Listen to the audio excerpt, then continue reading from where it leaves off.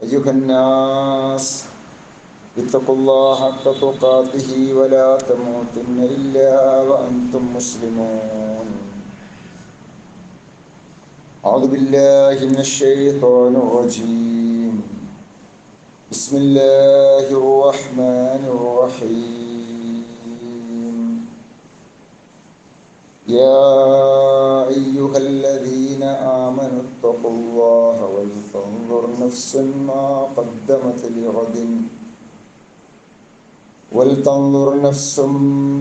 قدمت لغد واتقوا الله إن الله خبير بما تعملون.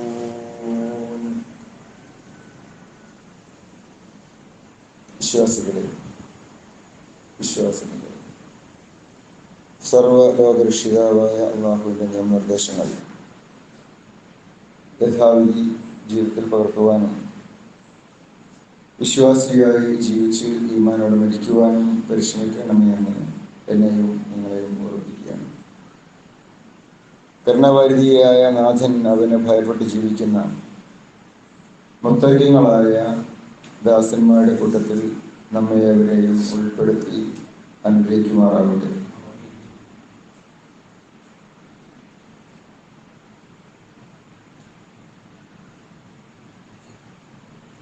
പ്രവാചകൻ മുഹമ്മദ് മുസ്തഫ റസൂൽ കരീം സല്ലല്ലാഹു അലൈഹി വസല്ലമയെ തൻ്റെ സർവ്വതിനേക്കാളുമേറെ വില കൽപ്പിച്ച സ്നേഹിച്ച സഹാബാക്കൾ അള്ളാഹുവിൻ്റെ പ്രീതി സ്വർഗം കരസ്ഥമാക്കുന്നതിന് വേണ്ടി എന്താണ് ചെയ്യേണ്ടത് എന്നുള്ളത് റസൂലുള്ളാഹി സ്വല്ലല്ലാഹു അലൈഹി വസല്ലമയോട് അടിക്കടി ചോദിച്ച് മനസ്സിലാക്കുക പതിവായിരുന്നു.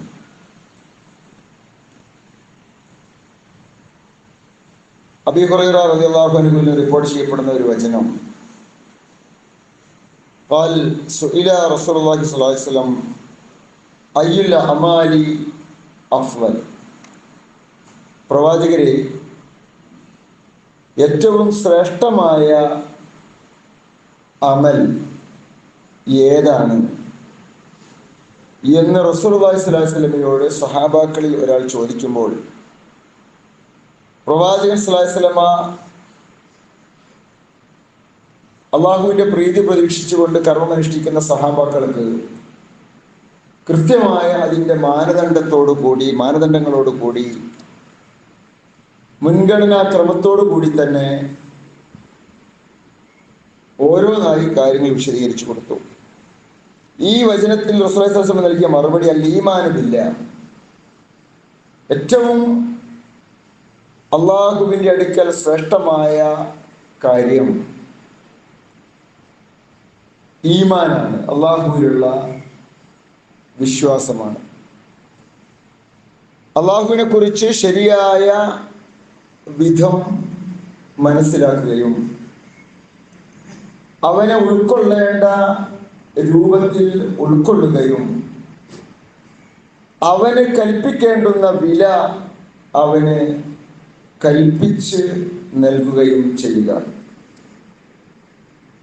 വമാ ഖദറുല്ലാഹ ഹഖ്ഖ ഖദ്രിഹി എന്ന് വഴിതെറ്റിയ ആളുകളെ കുറിച്ച് ഖുർആൻ സൂചിപ്പിച്ചിട്ടുണ്ട്. അവർ അള്ളാഹുവിന് നൽകേണ്ടുന്ന പരിഗണന നൽകാത്തവരാണ്. എന്നാൽ വിശ്വാസികൾ എന്തൊരു സ്ഥാനമാണോ അള്ളാഹുവിന് നൽകണമെന്ന് റസൂലുള്ളാഹി സ്വല്ലല്ലാഹു അലൈഹി വസല്ലം നിർദ്ദേശിച്ചത് അത് കൃത്യമായി ജീവിതത്തിൽ പാലിക്കുന്നവരാണ്. അള്ളാഹുവിനെ ശരിയാവിധം മനസ്സിലാക്കുകയും അവനിൽ കൃത്യമായി വിശ്വസിക്കുകയും ചെയ്യുന്നവരാണ്.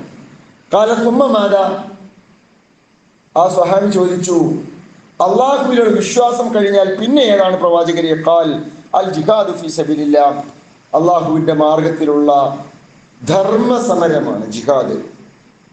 വ്യത്യസ്തമായ അർത്ഥം ഈ പദത്തിനുണ്ട്. പല സമയത്തും നാം അത് മനസ്സിലാക്കിയിട്ടുമുണ്ട്.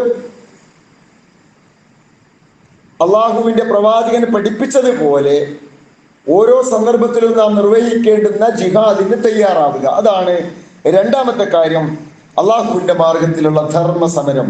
കാൽ സുമ്മ മാതാ, പിന്നീട് ഏതാണ്? ആ സ്വഹാബിക്ക് റസൂലുള്ളാഹി സ്വല്ലല്ലാഹു അലൈഹി വസല്ലം നൽകുന്ന മറുപടി ഹജ്ജുൻ മബ്റൂർ. അള്ളാഹുവിന്റെ പ്രവാചകൻ പഠിപ്പിച്ച രീതിയിൽ ഏറ്റവും പുണ്യകരമായ രീതിയിൽ ഹജ്ജ് നിർവഹിക്കുക എന്നുള്ളതാണ് മൂന്നാമത്തെ കാര്യം. ഇത് അബീ ഹുറൈറ റളിയല്ലാഹു അൻഹു റിപ്പോർട്ട് ചെയ്യപ്പെടുന്ന വചനമാണ്. ഇതേ ചോദ്യം മറ്റൊരു സന്ദർഭത്തിൽ റസൂലുള്ളാഹി സ്വല്ലല്ലാഹു അലൈഹി വസല്ലമയോട് സ്വഹാബാക്കളിൽ ചിലർ ചോദിക്കുന്നതായി ഇബ്നു മസ്ഊദ് റളിയല്ലാഹു അൻഹു റിപ്പോർട്ട് ചെയ്യുന്നു. ആ വചനം ഇപ്രകാരമാണ്: ഖാൽ സഅൽതു റസൂലുള്ളാഹി സ്വല്ലല്ലാഹു അലൈഹി വസല്ലം അയ്യുൽ അമലി അഫ്ളൽ. അദ്ദേഹം തന്നെ പ്രവാചകനോട് ചോദിച്ചു, ഏതാണ് പ്രവാചകരെ ഏറ്റവും ശ്രേഷ്ഠമായ കർമ്മം? ഖാൽ അസ്സലാത്തു ലിവഖ്തിഹാ. ഇവിടെ റസൂലുള്ളാഹി സ്വല്ലല്ലാഹു അലൈഹി വസല്ലം പഠിപ്പിക്കുന്നത് അസ്സലാത്തു ലിവഖ്തിഹാ, നമസ്കാരം അതിന്റെ സമയത്ത് നിർവഹിക്കലാണ്. ഇന്ന സ്വലാത്ത കാനത് അലൽ മുഅ്മിനീന കിതാബൻ മൗഖൂത. തീർച്ചയായിട്ടും ഓരോ നമസ്കാരത്തിനും അല്ലാഹു കൃത്യമായ ഒരു സമയം നിശ്ചയിച്ചു തന്നിട്ടുണ്ട്. ആ സമയത്ത് നിർവഹിക്കലാണ് ഏറ്റവും പ്രധാനപ്പെട്ടത്. ഖുൽതു സുമ്മ അയ്യു, പിന്നീട് ഏതാണ് പ്രവാചകരെ? ഖാൽ ബിർറുൽ വാലിദൈനി, മാതാപിതാക്കൾക്ക് നന്മ ചെയ്യലാണ്, പുണ്യം ചെയ്യലാണ്. ഖാൽ ഖുൽതു സുമ്മ അയ്യു, അതിനുശേഷം ഏതാണ് പ്രവാചകരെ? ഖാൽ അൽ ജിഹാദു ഫീ സബീലില്ലാഹ്, അള്ളാഹുവിന്റെ മാർഗത്തിൽ ധർമ്മ സമരം അനുഷ്ഠിക്കലാണ്. അള്ളാഹുവിന്റെ പ്രീതി നേടിയെടുക്കുന്നതിന് വേണ്ടി എന്തൊക്കെയാണ് ചെയ്യേണ്ടത് എന്ന് മനസ്സിലെമ്പാടും താല്പര്യം കാത്തു സൂക്ഷിക്കുകയും അത് പ്രവാചകൻ സ്വല്ലല്ലാഹു അലൈഹി വസല്ലമയോട് ചോദിക്കുകയും എന്താണോ റസൂലുള്ള മറുപടിയായി നൽകുന്നത് അത് ജീവിതത്തിൽ പകർത്തുകയും ചെയ്തുകൊണ്ടാണ് സഹാബാക്കൾ റസൂലുള്ളാഹി സ്വല്ലല്ലാഹു അലൈഹി വസല്ലമയെ സ്നേഹിച്ചത്. അങ്ങനെ തന്നെയാണ് നമ്മളും സ്നേഹിക്കേണ്ടത്. ഒരു മാസം അതിൻ്റെ അവസാന നാളുകളിലേക്ക് പ്രവേശിക്കുന്നതോടുകൂടി ആ സ്നേഹം അവസാനിപ്പിക്കുകയും പിന്നീട് അത് പ്രകടിപ്പിക്കുന്നതിന് വേണ്ടി അടുത്ത വർഷത്തെ അതേ മാസത്തിന് വേണ്ടി കാത്തിരിക്കുകയും ചെയ്യുന്ന രീതിയായിരുന്നില്ല സ്വഹാബാക്കൾക്ക് ഉണ്ടായിരുന്നത്. മറിച്ച് ഓരോ സന്ദർഭത്തിലും അവർ എങ്ങനെയാണ് ആ സ്നേഹം പ്രകടിപ്പിക്കേണ്ടത് എന്നുള്ളത് റസൂലുള്ളാഹി സ്വല്ലല്ലാഹു അലൈഹി വസല്ലമയോട് ചോദിച്ചുകൊണ്ട് പ്രവാചകൻ സ്വല്ലല്ലാഹു അലൈഹി വസല്ലമയുടെ ഇഷ്ടം നേടിയെടുക്കുവാൻ, അള്ളാഹുവിന്റെ ഇഷ്ടം നേടിയെടുക്കുവാനുള്ള മാർഗങ്ങൾ ആരായുകയും അത് ജീവിതത്തിൽ പകർത്തുകയും ചെയ്തവരായിരുന്നു അവർ. അബീ ഹുറൈറ റളിയല്ലാഹു അൻഹു റിപ്പോർട്ട് ചെയ്യപ്പെടുന്ന മറ്റൊരു വചനം അയ്യു സ്വലാത്തി അഫ്ളൽ, നമസ്കാരത്തിന്റെ പ്രാധാന്യമാണ് നേരത്തെ ഹദീസിൽ പറഞ്ഞത്. ഏത് നമസ്കാരമാണ് പ്രവാചകരെ ഏറ്റവും ശ്രേഷ്ഠമായിട്ടുള്ളത്? ബഅദൽ മക്തൂബ, മക്തൂബത്തായ അഥവാ ഫർളാക്കപ്പെട്ട നമസ്കാരം, 5 നേരം ഒരു വിശ്വാസി നിർവഹിക്കേണ്ടുന്ന നമസ്കാരം, അതിന്റെ പ്രാധാന്യം എല്ലാവർക്കും അറിയാം. അത് കഴിഞ്ഞാൽ പിന്നെ ഏത് നമസ്കാരത്തിനാണ് ഏറ്റവും പ്രാധാന്യമുള്ളത് പ്രവാചകരെ എന്ന് അബീ ഹുറൈറ റളിയല്ലാഹു അൻഹുവിന്റെ സാന്നിധ്യത്തിൽ ഒരു സ്വഹാബി ചോദിക്കുന്നു. അഫ്ളലു സ്വലാത്തി ബഅദൽ മക്തൂബ അസ്സലാത്തു ഫീ ജൗഫിൽ ലൈൽ. റസൂലുള്ളാഹി സ്വല്ലല്ലാഹു അലൈഹി വസല്ലം അതിന് നൽകുന്ന മറുപടി, ഫർള് നമസ്കാരത്തിന് ശേഷം ഏറ്റവും ശ്രേഷ്ഠമായ നമസ്കാരം എന്ന് പറയുന്നത് ബഅദൽ മക്തൂബ അസ്സലാത്തു ഫീ ജൗഫിൽ ലൈൽ, രാത്രിയുടെ അന്ത്യയാമങ്ങളിലുള്ള നമസ്കാരം. രാത്രിയിൽ ഫർള് നമസ്കാരത്തെ കുറിച്ചല്ല ഉദ്ദേശിക്കുന്നത്. സുബ്ഹ്, ളുഹ്ർ, അസ്ർ, മഗ്രിബ്, ഇശാ ഇതൊന്നും അല്ലാതെ ഇത് കഴിഞ്ഞാൽ പിന്നെ ഏറ്റവും ശ്രേഷ്ഠമായ നമസ്കാരം ഏതാണ്? അത് ഇശായിന് ശേഷം സുബഹിക്ക് മുൻപായിട്ട് ഒരു വിശ്വാസി നമസ്കരിക്കേണ്ടുന്ന രാത്രി നമസ്കാരമാണ്. അത് തന്നെ അതിന്റെ ഏറ്റവും അഫ്ളലായ സമയം ഉറങ്ങി എണീറ്റതിന് ശേഷം നമസ്കരിക്കുക എന്നുള്ളതാണ്. അതാണ് ജൗഫുൽ ലൈലിൽ, രാത്രിയുടെ ഉള്ളിൽ ഒരാൾ നിർവഹിക്കുന്ന നമസ്കാരമാണ് ഏറ്റവും പ്രധാനപ്പെട്ട നമസ്കാരം എന്ന് റസൂലുള്ളാഹി സ്വല്ലല്ലാഹു അലൈഹി വസല്ലം പഠിപ്പിക്കുകയാണ്. ആ സമയത്തിന്റെ പ്രത്യേകത ഖുർആനിലും ഹദീസിലും ഒക്കെ കാണുവാൻ സാധിക്കും. ഒരു ഹദീസിൽ ഇപ്രകാരം വായിക്കാം: യൻസിലു റബ്ബുന തബാറക വ തആല കുല്ല ലൈലത്തിൻ ഇല സമാഇ ദുനിയ ഹീന യബ്ഖാ തുൽസുൽ ലൈൽ. രാത്രിയുടെ 2/3 യാമം കഴിഞ്ഞതിനു ശേഷം അല്ലാഹു സുബ്ഹാനഹു വ തആല യൻസിലു റബ്ബുന തബാറക വ തആല ഇല സമാഇ ദുനിയ, 1-ാം ആകാശത്തേക്ക് ഇറങ്ങി വരുന്ന സന്ദർഭം. എന്നിട്ടോ യഖൂൽ, ആ സന്ദർഭത്തിൽ അല്ലാഹു പറയും, മൻ യദ്ഊനി ഫഅസ്തജീബു ലഹു വമൻ യസ്അൽനി ഫഅതീഹി വമൻ യസ്തഗ്ഫിർനി ഫഅസ്തഗ്ഫിർ ലഹു. ആരാണ് എന്നോട് പ്രാർത്ഥിക്കുന്നത് ഞാൻ അവർക്ക് ഉത്തരം നൽകാം. ആരാണ് എന്നോട് ചോദിക്കാൻ തയ്യാറുള്ളത്, ഞാൻ അവരുടെ ചോദ്യത്തിന് മറുപടി നൽകാം. ആരാണ് എന്നോട് ഇസ്തിഗ്ഫാർ നടത്താൻ തയ്യാറുള്ളത്, ഞാൻ അവർക്ക് ഇസ്തിഗ്ഫാർ നൽകാം എന്ന് അല്ലാഹു സുബ്ഹാനഹു വ തആല 7 ആകാശങ്ങൾക്ക് ഉപരിയിൽ നിന്ന്, അല്ലാഹു ആകാശങ്ങൾക്ക് ഉപരിയിലാണ്, അള്ളാഹു ആകാശങ്ങൾക്കുപരിയിലുള്ള അർശിലാണ് എന്നുള്ളതൊക്കെ ഹദീസ് നമുക്ക് വായിച്ചെടുക്കുവാൻ സാധിക്കും. റസൂലുള്ളാഹി സ്വല്ലല്ലാഹു അലൈഹി വസല്ലമ ചോദിക്കുന്നുണ്ട് സ്വഹാബാക്കളോട്, സ്വഹാബാക്കൾ ചോദിക്കുന്നുണ്ട് റസൂലുള്ളാഹി സ്വല്ലല്ലാഹു അലൈഹി വസല്ലമയോട്, ഐനല്ലാഹ്, അള്ളാഹു എവിടെയാണ്?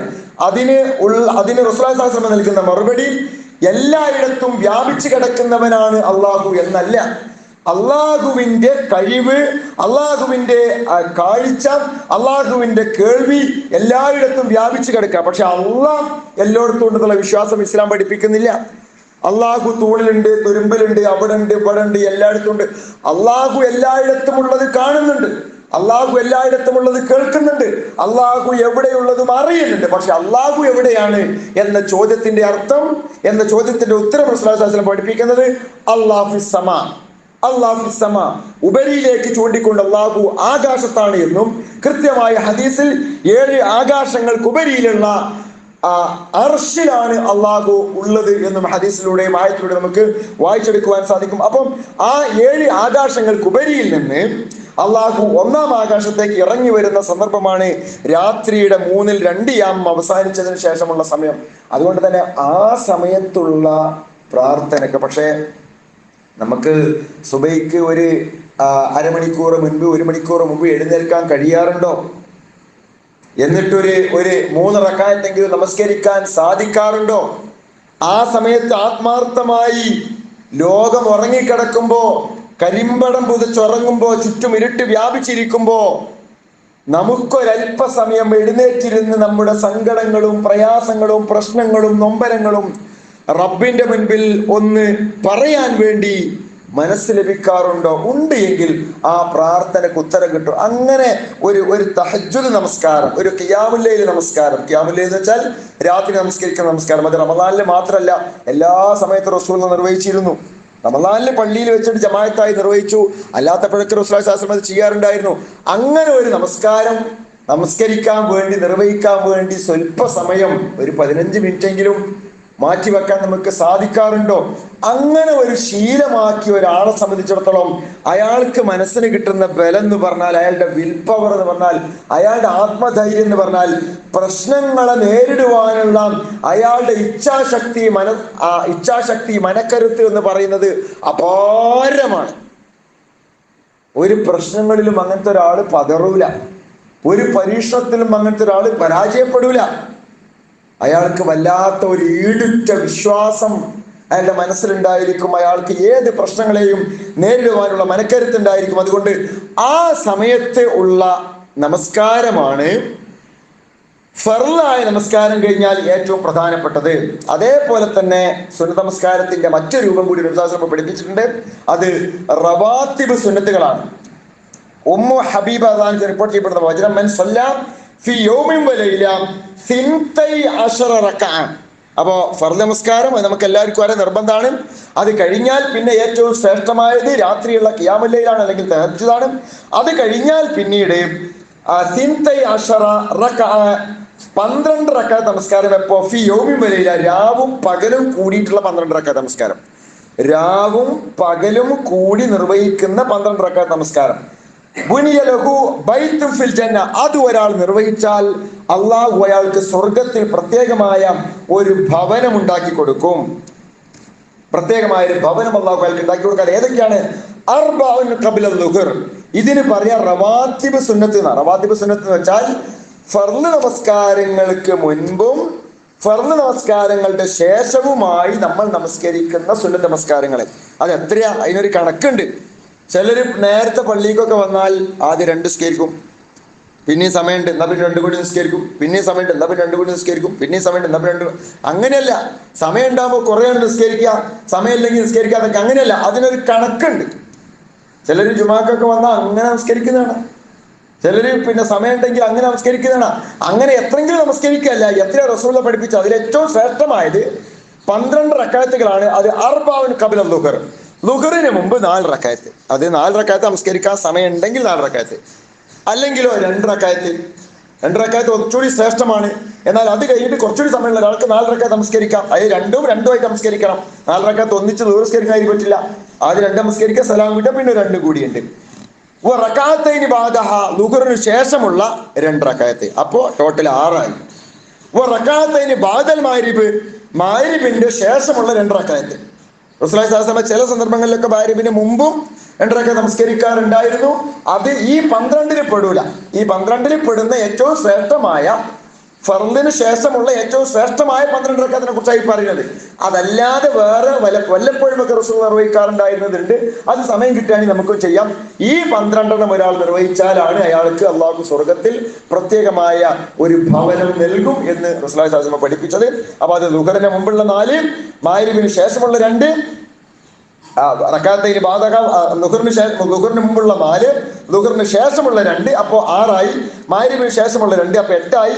റക്അത്തൈനി ബഅദൽ ഇശാഇ, ഇശാഇന് ശേഷമുള്ള 2, അപ്പൊ 10 ആയി. റക്അത്തൈനി ഖബ്ല സ്വലാത്തിൽ ഫജ്ർ, സുബഹിക്ക് മുമ്പുള്ള 2, അപ്പോ 12 റക്അത്ത്. ഈ 12 റക്അത്തിന് റസൂലുള്ളാഹി സ്വല്ലല്ലാഹു അലൈഹി വസല്ലം പ്രത്യേകമായ പ്രാധാന്യം നൽകിയിട്ടുണ്ട്.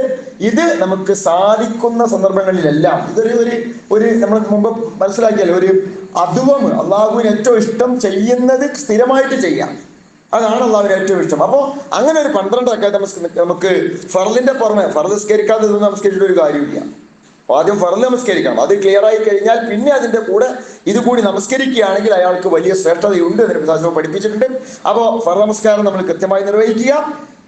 തഹജ്ജുദ് എത്രയാണ് നമുക്ക് പറ്റുന്നത്, ഒരു 3 റക്അത്ത്, അല്ലെങ്കിൽ 5 റക്അത്ത്, 7 റക്അത്ത്, 9 റക്അത്ത്, പരമാവധി പോയാൽ 11 റക്അത്താണ് രാത്രി നമസ്കാരം എന്ന് പറയുന്നത്. വിശ്വാസം ചെയ്തത് അങ്ങനെയാണ്. അപ്പോൾ അത് നിർവഹിക്കുക. അത് കഴിഞ്ഞ് പിന്നീട് നമുക്ക് ഏറ്റവും ശ്രേഷ്ഠമായത് ഈ പറഞ്ഞ റവാത്തിബ് സുന്നത്തുകളാണ്. അപ്പോൾ ഫർദ് നമസ്കാരത്തെ കുറിച്ചും 2 സുന്നത്ത് നമസ്കാരത്തെ കുറിച്ചും നമ്മൾ പറഞ്ഞു. ഇനി ഇതിന് തൊട്ട് താഴെ പ്രാധാന്യമുള്ള മറ്റൊന്ന് കൂടി നബി സ്വല്ലല്ലാഹു അലൈഹി വസല്ലം പഠിപ്പിച്ചിട്ടുണ്ട്. അത് സലാത്തുൽ ദുഹ. സലാത്തുൽ ദുഹ എന്ന് വെച്ചാൽ എല്ലാവർക്കും അറിയാം, സുബഹിക്ക് ശേഷം, സൂര്യൻ ഉദിച്ചതിന് ശേഷം, സുബഹിക്ക് ശേഷം എന്നല്ല, സൂര്യനെ ഉദിച്ചതിന് ശേഷം, സുബഹിക്ക് ശേഷം പിന്നെ സുന്നത്ത് നമസ്കാരമില്ല. നബി സ്വല്ലല്ലാഹു അലൈഹി വസല്ലം അവിടെ തന്നെ ഇരിക്കുമായിരുന്നു പതിവ്. അവിടെ ഇരുന്നിട്ട് പിന്നെ ദിക്റും ദുആയൊക്കെ ആയിട്ട് ഒരുപാട് സമയം അവിടെ ഇരിക്കും. സൂര്യോദയം വരെ, ഷുറൂക്ക് വരെ ഇരുന്നാൽ വലിയ പ്രതിഫലമാണ് ഹദീസിൽ കാണാൻ സാധിക്കുക. എല്ലാ ദിവസവും പറ്റിക്കോളന്നില്ല, പക്ഷെ പറ്റുന്ന സന്ദർഭത്തിലൊക്കെ നമ്മൾ പള്ളിയിൽ കുറച്ച് സമയമൊക്കെ ഇരിക്കാൻ പറ്റുകയാണെങ്കിൽ ഇരിക്കുക, ദിക്റും പ്രാർത്ഥനകളൊക്കെ ആയിട്ട് ഇരിക്കുക. എന്തെങ്കിലും അനാവശ്യമായ സംസാരങ്ങളുമായിട്ട് പള്ളിയിൽ ജമാഅത്തിന് ശേഷമുള്ള പിന്നെ മറ്റു പരിപാടികളല്ല, വേണ്ടാത്ത സംസാരങ്ങളല്ല, നല്ല കാര്യങ്ങൾ ഏർപ്പെട്ടുകൊണ്ടിരുന്ന് പള്ളിയിൽ ഷുറൂക്ക് വരെ ഇരുന്നാൽ അയാൾക്ക് വലിയ പ്രതിഫലമുണ്ട് എന്ന് നബി സ്വല്ലല്ലാഹു അലൈഹി വസല്ലം പഠിപ്പിച്ചിട്ടുണ്ട്. അതിനുശേഷം സൂര്യൻ ഉദിച്ച് ഒരു കുന്തത്തിന്റെ അത്ര, അങ്ങനെയാണ് ഹദീസിൽ കാണാൻ സാധിക്കുന്നത്. പറഞ്ഞാൽ ഒരു സൂര്യൻ ഉദിച്ച് ഒരു 15 മിനിറ്റ് ഒക്കെ കഴിഞ്ഞതിന് ശേഷം നമസ്കരിക്കേണ്ടുന്ന, പിന്നെ ഒരു ളുഹറിന്റെ ഒരു അരമണിക്കൂർ മുമ്പായിട്ട്, അതിന്റെ ഇടയ്ക്ക് എപ്പോഴും നമസ്കരിക്കും, ഒരു 9 മണിക്കോ 10 മണിക്കോ 11 മണിക്കോ ഒക്കെ നമസ്കരിക്കാൻ പറ്റുന്ന ഒരു നമസ്കാരമാണ് ദുഹാ നമസ്കാരം എന്ന് പറയുന്നത്. ഇതൊക്കെ ഹജ്ജൊക്കെ കഴിഞ്ഞ് വന്ന് പ്രായമായി ഒരു മൂലക്കലായ ആളുകൾക്ക് നമസ്കരിക്കാനുള്ള നമസ്കാരം അല്ല. അവരൊക്കെയാണ് സാധാരണ നമ്മുടെ നാട്ടിൽ നമസ്കരിക്കാറ്. പക്ഷെ എല്ലാവർക്കും ഇത് പറ്റും. അത് പള്ളിയിൽ നിന്നാണെങ്കിൽ പള്ളിയിൽ നിന്ന്, വീട്ടിൽ നിന്നാണെങ്കിൽ വീട്ടിൽ നിന്ന്, എവിടെ നിന്നാണ് നമുക്ക് പറ്റുന്നതായിട്ട് വെച്ച് നമസ്കരിക്കാം. 2 റക്അത്താണ് അതിന്റെ മിനിമം. 2 നമസ്കരിക്കാം. ഇനി കൂടുതൽ സമയമുള്ളവർക്ക് 4 നമസ്കരിക്കാം. കുറച്ചുകൂടി സമയമുള്ള ആളുകൾക്ക് 6 നമസ്കരിക്കാം. പരമാവധി പോയാൽ 8 നമസ്കരിക്കാം. അതിന് കൂടാൻ പറ്റില്ല. 2 അല്ലെങ്കിൽ 4 അല്ലെങ്കിൽ 6 അല്ലെങ്കിൽ 8, അങ്ങനെയാണ് ദുഹാ നമസ്കാരത്തെ കുറിച്ച് നബി സ്വല്ലല്ലാഹു അലൈഹി വസല്ലം പഠിപ്പിച്ചിരിക്കുന്നത്. യുസ്ബിഹു അലാ കുല്ലി സുലൈമ മിൻ അഹദിക്കും സദഖ, മനുഷ്യന്റെ ഓരോ സന്ധിക്കും അതിൻ്റെതായ ധർമ്മമുണ്ട്. ഫകുല്ലു തസ്ബീഹിൻ സദഖ, ഓരോ തസ്ബീഹിനും പ്രതിഫലമുണ്ട്. വകുല്ലു തഹ്മീദിൻ സദഖ, ഓരോ ഹംദിനും പ്രതിഫലമുണ്ട്. വകുല്ലു തഹ്ലീലിഹി സദഖ, അവന്റെ ഓരോ തഹ്ലീലിനും ലാ ഇലാഹ ഇല്ലല്ലാഹ് എന്ന് അവൻ പറഞ്ഞാൽ അതിനൊക്കെ അവന് പ്രതിഫലമുണ്ട്. വകുല്ലു തക്ബീരിഹി സദഖ, അല്ലാഹു അക്ബർ എന്ന് അവൻ പറഞ്ഞാൽ ഓരോ തക്ബീറിനും പ്രതിഫലമുണ്ട്. വ അംറു ബിൽ മഅറൂഫി സദഖ വ നഹ്യുൻ അനിൽ മുൻകരി സദഖ, നന്മ കൽപ്പിക്കുന്നതിന് പ്രതിഫലമുണ്ട്, തിന്മ വിരോധിക്കുന്നതിന് പ്രതിഫലമുണ്ട്. ഇനിയോ ഈ പ്രതിഫലത്തിന് തുല്യമായ പ്രതിഫലം ലഭിക്കുന്ന ഒരു കാര്യമാണ് 2 റക്അത്ത് ദുഹാ നമസ്കാരം. 2 റക്അത്ത് ദുഹാ നമസ്കാരം. അപ്പോൾ വലിയ പ്രതിഫലമുള്ള ഒരു കാര്യമായിട്ടാണ് ദുഹാ നമസ്കാരത്തെ റസൂലുള്ളാഹി സ്വല്ലല്ലാഹു അലൈഹി വസല്ലം പഠിപ്പിച്ചിരിക്കുന്നത്. ആ ഒരു കാര്യം കൂടി നമുക്ക് സാധിക്കുന്ന രീതിയിൽ പ്രാവർത്തികമാക്കുവാൻ വേണ്ടി ശ്രദ്ധിക്കുക. ഇങ്ങനെ പ്രവാചകൻ സ്വല്ലല്ലാഹു അലൈഹി വസല്ലം പഠിപ്പിച്ച ഒരുപാട് കാര്യങ്ങളുണ്ട്. ഇതൊക്കെ ജീവിതത്തിൽ കൊണ്ടുവരലാണ് പ്രവാചകന് ഇഷ്ടമുള്ള കാര്യം. അങ്ങനെ പ്രവാചകന്റെ സുന്നത്തിനെ സ്നേഹിക്കലാണ് പ്രവാചകനെ സ്നേഹിക്കാനുള്ള മാർഗം. ഇതൊന്നും ചെയ്യാതെ എന്തെങ്കിലുമൊക്കെ കാട്ടിക്കൂട്ടിയിട്ട് അത് പ്രവാചക സ്നേഹത്തിന്റെ ഭാഗമാണ് എന്ന് തെറ്റിദ്ധരിക്കുന്നതിന് പകരം ഇതിൽ നിന്ന് നമുക്ക് എല്ലാം കൂടി എല്ലാവർക്കും എപ്പോഴും ചെയ്യാൻ പറ്റിക്കോണമെന്നില്ല. പക്ഷെ ഇതിൽ നിന്ന് നമുക്ക് പ്രായോഗികമായി ചെയ്യാൻ സാധിക്കുന്നത് നമ്മൾ പ്രാക്ടിക്കലാക്കാൻ വേണ്ടി നോക്കുക. അതാണ് നമ്മൾ ചെയ്യേണ്ടത്. വിശ്വാസത്തെ നമ്മൾ മുറുകെ പിടിക്കുക, വിശ്വാസത്തിൽ കടുകിട വ്യതിചലിക്കാതിരിക്കുക. അതിൻ്റെ കൂടെ ഇതിൽ നിന്ന് ഏതൊക്കെ നമുക്ക് ചെയ്യാൻ സാധിക്കുമെന്നുള്ളത് പരമാവധി നമ്മുടെ ജീവിതത്തിൽ കൊണ്ടുവരാൻ വേണ്ടി നമ്മൾ ഓരോരുത്തരും പരിശ്രമിക്കുക. അതിനാണ് നമ്മൾ ഓരോരുത്തരും ശ്രദ്ധിക്കേണ്ടത്. ഇനി മറ്റൊരു കാര്യം കൂടി ശ്രദ്ധയിൽപ്പെടുത്തട്ടെ. നബി സല്ലല്ലാഹു അലൈഹി വസല്ലം പഠിപ്പിച്ച പ്രധാനപ്പെട്ട ഒന്നാണ് അസ്സലാത്തു അലൻ നബി സല്ലല്ലാഹു അലൈഹി വസല്ലം, പ്രവാചകന്റെ പേരിലുള്ള സ്വലാത്ത്. ഈ സ്വലാത്ത് എന്ന് പറയുമ്പോൾ ആളുകൾക്കുള്ള ധാരണ, ചിലർ ധരിച്ചിരിക്കുന്നത് അതിങ്ങനെ വട്ടത്തിൽ കൂടിയിട്ട് എന്തൊക്കെയോ ചിലത് പറയലാണെന്നാണ്. വേറെ ചിലർ ധരിച്ചിരിക്കുന്നത് അതൊന്നും ഞമ്മക്കുള്ളതല്ല, അങ്ങനെ വട്ടത്തിൽ ഇരിക്കണോയ്ക്കുള്ളതാണെന്നതാണ്. ഇത് രണ്ടും ശരിയല്ല. എല്ലാവരും ചെയ്യേണ്ടതാണ് ഈ സ്വലാത്ത് എന്ന് പറയുന്നത്. പ്രവാചകൻ സല്ലല്ലാഹു അലൈഹി വസല്ലമയുടെ പേര് കേട്ടാൽ, മുഹമ്മദ് എന്ന് കേട്ടാൽ സല്ലല്ലാഹു അലൈഹി വസല്ലം നമ്മൾ പറയണം. അത് പേരിനോട് ചേർത്ത് നമ്മൾ പറയുന്ന സ്വലാത്താണ്. എന്നാൽ അതല്ലാതെ പ്രവാചകൻ സല്ലല്ലാഹു അലൈഹി വസല്ലമയുടെ പേരിന്റെ സ്വലാത്തിന്റെ പൂർണ്ണമായ രൂപം എന്ന് പറയുന്നത് നമ്മൾ ഇബ്രാഹിമി സ്വലാത്ത് എന്ന പേരിൽ നമ്മൾ പറയുന്ന അല്ലാഹുമ്മ സ്വല്ലി അലാ മുഹമ്മദിൻ എന്ന് പറയുന്ന പൂർണ്ണ രൂപം, ഇന്നക ഹമീദ് മജീദ് എന്നത് വരെയുള്ള ഇബ്രാഹിമി സ്വലാത്ത്, അതാണ് സ്വലാത്തിന്റെ പൂർണ്ണ രൂപം. പക്ഷെ റസൂലുള്ളാഹി സ്വല്ലല്ലാഹു അലൈഹി വസല്ലമയുടെ പേര് നമ്മൾ പറയുമ്പോഴോ കേൾക്കുമ്പോഴോ പൂർണ്ണ രൂപം നമുക്ക് പറയാൻ സാധിച്ചു കൊള്ളണമെന്നില്ല. പറയുന്നത് നല്ലതാണ്. പക്ഷെ ഏറ്റവും ചുരുങ്ങിയത് സല്ലല്ലാഹു അലൈഹി വസല്ലം എന്നെങ്കിലും മിനിമം നമ്മൾ പറയണം. ഇത് നമ്മളെയൊക്കെ ബാധ്യതയാണ്. എപ്പോ നമ്മൾ പ്രവാചക സ്വല്ലല്ലാഹു പേര് കേട്ടോ അപ്പോൾ നമ്മൾ ആ സ്വലാത്ത് ചെല്ലണം. ഇദാ സമയത്തും അൽ മുഅദ്ദിൻ ഫഖൂലു മിസ്ല മാ യഖൂലു ثم صلوا علي فإنه من صلى علي صلاة صلى الله عليه بها عشرة. നിങ്ങൾ ബാങ്ക് കേട്ടാൽ, ബാങ്കിന് ശേഷം നമുക്കറിയാലോ ബാങ്കിന്റെ കൂടെയുള്ള പ്രാർത്ഥന, ആ പ്രാർത്ഥനയുടെ കൂടെ നബി സല്ലല്ലാഹു അലൈഹി വസല്ലമയുടെ പേരിൽ സ്വലാത്ത് ചെല്ലുന്നുണ്ട്. അത് പ്രവാചകൻ സല്ലല്ലാഹു അലൈഹി വസല്ലമയുടെ പേര് കേട്ടാൽ നിങ്ങൾ ചെല്ലുക. നിങ്ങൾ എൻ്റെ പേരിൽ സ്വലാത്ത് ചെല്ലിയാൽ അള്ളാഹു നിങ്ങൾക്ക് രക്ഷ നൽകും. അള്ളാഹുവിന്റെ രക്ഷ നമുക്ക് ലഭിക്കുവാനുള്ള മാർഗമാണ് പ്രവാചകൻ സല്ലല്ലാഹു അലൈഹി വസല്ലമയുടെ പേരിൽ നമ്മൾ സ്വലാത്തില്ല. അപ്പൊ ബാങ്ക് കേട്ടാൽ നമ്മൾ ബാങ്കിന് ഇജാബത്ത് കൊടുക്കണം. ബാങ്കിന് ഇജാബത്ത് കൊടുക്കുക എന്ന് പറഞ്ഞാൽ ബാങ്ക് കൊടുക്കുന്ന ആള് മുഅദ്ദിൻ അല്ലാഹു അക്ബർ എന്ന് പറഞ്ഞാൽ നമ്മളും അല്ലാഹു അക്ബർ എന്ന് പറയണം. അശ്ഹദു ലാ ഇലാഹ ഇല്ലല്ലാഹ് എന്ന് അദ്ദേഹം പറഞ്ഞാൽ നമ്മൾ അശ്ഹദു ലാ ഇലാഹ ഇല്ലല്ലാഹ് എന്ന് പറയണം. അശ്ഹദു അന്ന മുഹമ്മദ് റസൂലുള്ളാഹി എന്ന് അദ്ദേഹം പറഞ്ഞാൽ, മുഅദ്ദിൻ പറഞ്ഞാൽ നമ്മളും അതേപോലെ പറയണം. ഹയ്യ അലസ് സ്വലാ ഹയ്യ അൽ ഫലാ എന്നുള്ളതിന് ലാ ഹൗല വലാ ഖുവത ഇല്ലാ ബില്ലാ എന്നാണ് നമ്മൾ മറുപടി കൊടുക്കേണ്ടത്. എന്ന് വെച്ചാൽ നമ്മളെ നമസ്കാരത്തിലേക്ക് ക്ഷണിക്കുമ്പോൾ നമ്മൾ പോകാൻ തയ്യാറാണ്, പക്ഷെ അള്ളാഹ് ശക്തി തന്നെങ്കിൽ എനിക്ക് പോകാൻ സാധിക്കുള്ളൂ എന്ന പ്രഖ്യാപനമാണ്, അള്ളാഹുവിനുള്ള കീഴൊതുങ്ങലാണ് നമ്മൾ അവിടെ നടത്തുന്നത്. അത് പറയണം. അത് ബാങ്കിന്റെ സുന്നത്താണ്, നമ്മളെല്ലാവരും നിർവഹിക്കേണ്ടതാണ്. ബാങ്ക് കേട്ടാൽ ബാങ്കിന്റെ കൂടെ അതിനാണ് ബാങ്ക് കൊടുക്കുമ്പോൾ ബാക്കി പരിപാടിയൊക്കെ നിർത്തി വെക്കേണ്ടത്. ഇപ്പോ എന്ത് പരിപാടി എടുക്കുകയാണെങ്കിലും മത പ്രഭാഷണമായിരുന്നാലും രാഷ്ട്രീയ പ്രസംഗമായിരുന്നാലും ഒക്കെ ബാങ്കിന്റെ സമയത്ത് ആൾക്കാർ പ്രസംഗം നിർത്തും. അത് മുസ്ലിങ്ങളും നിർത്തും, അല്ലാത്തവരും നിർത്തും. ഇത് എന്തിനാ നിർത്തുന്നത്? നമ്മൾക്ക് അതിന് മറുപടി കൊടുക്കാൻ വേണ്ടിയിട്ടാണ്. പക്ഷെ അവിടെ സംസാരിക്കുന്ന ആളെ നിർത്തും, ബാക്കി എല്ലാവരും കൂടി സംസാരം തുടങ്ങും. പിന്നെന്തിനായി നിർത്തുന്നത്? അത് കേട്ടിട്ട് അതിന്റെ മറുപടി പറയാൻ വേണ്ടിയിട്ടാണ്. അപ്പൊ നമ്മളവിടെ സംസാരം തുടങ്ങുകയാണെങ്കിൽ പിന്നെ അതിലേറെ നല്ലത് ഇവിടെ സംസാരം നടക്കുക. അപ്പോൾ അവിടെ നമ്മൾ ശ്രദ്ധിക്കേണ്ടത് അതിന് ഇജാബത്ത് പറയുക, ശേഷം അല്ലാഹുമ്മ റബ്ബ ഹാദി ദഅവത്തി താമ എന്ന് പറയുന്ന ബാങ്കിന് ശേഷമുള്ള പ്രാർത്ഥന ചൊല്ലുക. അതേപോലെ തന്നെ നബി സല്ലല്ലാഹു അലൈഹി വസല്ലമയുടെ പേരിൽ സ്വലാത്ത് ചൊല്ലുക. ഇതാണ് ആ സന്ദർഭത്തിൽ നമ്മൾ മറുപടിയായി നൽകേണ്ടത്. അതോടൊപ്പം ചിലർക്കൊക്കെ ഒരു തെറ്റിദ്ധാരണയുണ്ട്, ഇഖാമത്തിനും ഇജാബത്തുണ്ട്. അതില്ല. ഇഖാമത്ത് കൊടുക്കുമ്പോൾ അതിന്റെ കൂടെ ഇവിടുന്ന് ഇക്കാമത്ത് കൊടുക്കുന്ന ആൾ, അല്ലെങ്കിൽ ഇവിടുന്ന് പള്ളി, അല്ലെങ്കിൽ ഇവിടുന്ന് ഇക്കാമത്ത് കൊടുക്കുന്ന ആള് അയാൾ ഇക്കാമത്ത് പറയുമ്പോൾ അല്ലാഹു അക്ബർ പറയുമ്പോൾ ചിലർ ബാക്ക് അല്ലാഹു അക്ബർ എന്നിട്ട് പിന്നെ ഇക്കാമത്ത് സ്വലാത്തുണ്ട്. അതിനൊക്കെ മറുപടി കൊടുക്കുന്ന രീതിയുണ്ട്. ഇക്കാമത്തിന് നബി സല്ലല്ലാഹു അലൈഹി വസല്ലം ഇജാബത്ത് കൊടുക്കാൻ വേണ്ടി മറുപടി പറയാൻ വേണ്ടി പറഞ്ഞിട്ടില്ല. അത് നമ്മൾ ശ്രദ്ധിച്ചാൽ മതി. ഇക്കാമത്ത് എന്ന് പറഞ്ഞാൽ നമസ്കാരം തുടങ്ങുകയാണ് എന്ന അറിയിപ്പാണ്. അപ്പൊ നമ്മൾ എന്താ ചെയ്യേണ്ടത്? ഇക്കാമത്ത് കൊടുത്തു കഴിഞ്ഞാൽ പിന്നെ നമ്മൾ ഇരിക്കുന്നിടത്ത് ഇരിക്കാൻ പാടില്ല. എണീറ്റിട്ട് സെഫിൽ ഏറ്റവും ആദ്യം തന്നെ സ്ഥലം പിടിക്കുകയാണ് വേണ്ടത്. ഏറ്റവും ഫ്രണ്ടിലെ സഫാണ്. ഫ്രണ്ടിൽ ഇമാമിന്റെ വലതുവശത്തുള്ളതാണ് ഏറ്റവും ശ്രേഷ്ഠമായ സ്ഥലം. അത് കഴിഞ്ഞാൽ അടുത്ത വർഷം, പിന്നെ അടുത്ത സ്ഥാനം, പിന്നെ അടുത്ത സ്ഥാനം, അങ്ങനെ അതിൽ ഏറ്റവും നല്ല ശ്രേഷ്ഠമായ സ്ഥലമാണ് നമ്മൾ പിടിക്കേണ്ടത്. പക്ഷെ നമ്മളിങ്ങനെ ഓരോ സ്ഥലത്ത് ജാരിയിരിക്കും. എന്നിട്ട് എന്താ ചെയ്യുക? ഇക്കാമത്ത് കൊടുക്കും. അപ്പോഴും നമ്മൾ അനങ്ങിയിട്ടില്ല.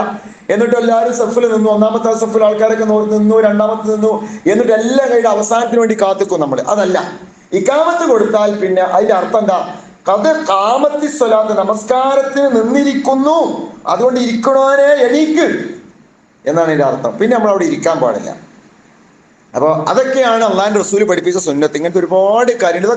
ഇതൊക്കെ പറയുമ്പോൾ നമ്മൾ ഇതിൽ നിന്ന് എല്ലാം എല്ലാവർക്കും പ്രാക്ടിക്കൽ ആക്കാൻ പറ്റിക്കോളണമെന്നില്ല. പക്ഷെ നമ്മൾ ഇതിൽ സാധിക്കുന്ന അത്ര ജീവിതത്തിൽ കൊണ്ടുവരാൻ വേണ്ടി പരിശ്രമിക്കുക. അങ്ങനെ സുന്നത്തിനെ സ്നേഹിക്കുക. മൻ അഹബ്ബ സുന്നത്തി ഫഖദ് അഹബ്ബനി വമൻ അഹബ്ബനി കാന മഅഇ ഫിൽ ജന്ന. എന്റെ സുന്നത്തിനെ സ്നേഹിച്ചവൻ എന്നെ സ്നേഹിച്ചു, എന്നെ സ്നേഹിച്ചവൻ എന്റെ കൂടെ സ്വർഗത്തിലാണ് എന്ന് പഠിപ്പിച്ച ആ പഠിപ്പിക്കപ്പെട്ട സ്വർഗം ലഭിക്കുവാൻ വേണ്ടി നാം പരിശ്രമിക്കുക. അള്ളാഹുവോട് പ്രാർത്ഥിക്കുക. അവൻ നമ്മെ കാത്തുരക്ഷിക്കുമാറാവട്ടെ.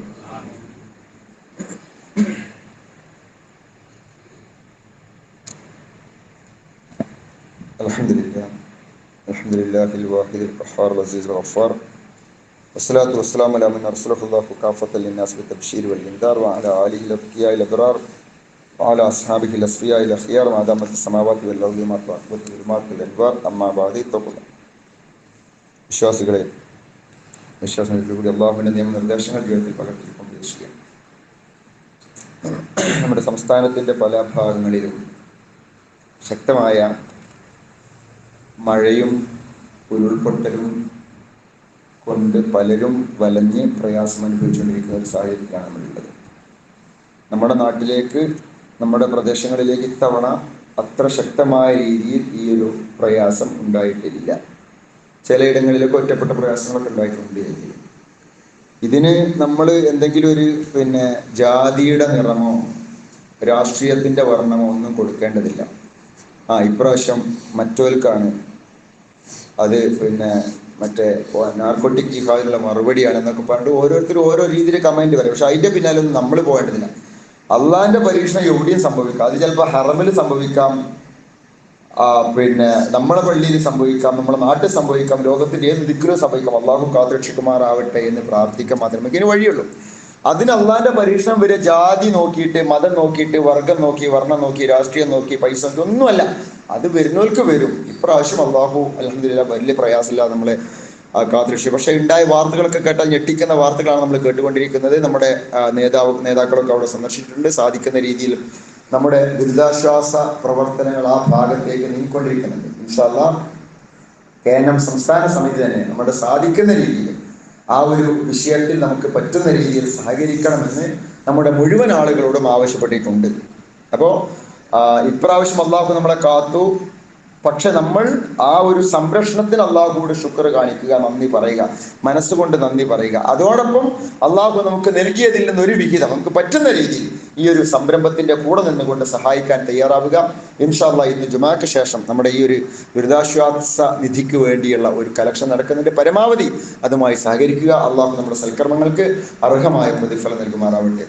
ഇൻഷാ അല്ലാഹ് നമ്മുടെ നിലമ്പൂര് മമ്പാട് ഭാഗത്ത് ഖറിയത്തുൽ ഖൈർ എന്ന് പറയുന്ന ഒരു ഗ്രാമം, 70ഓളം വീടുകൾ, വളരെ പാവപ്പെട്ട കേരളത്തിന്റെ വ്യത്യസ്ത ഭാഗങ്ങളിൽ നിന്നുള്ള ആളുകൾ താമസിക്കുന്ന 70ഓളം വീടുകൾ. ഈ വീടുകൾ മുഴുവനും KNM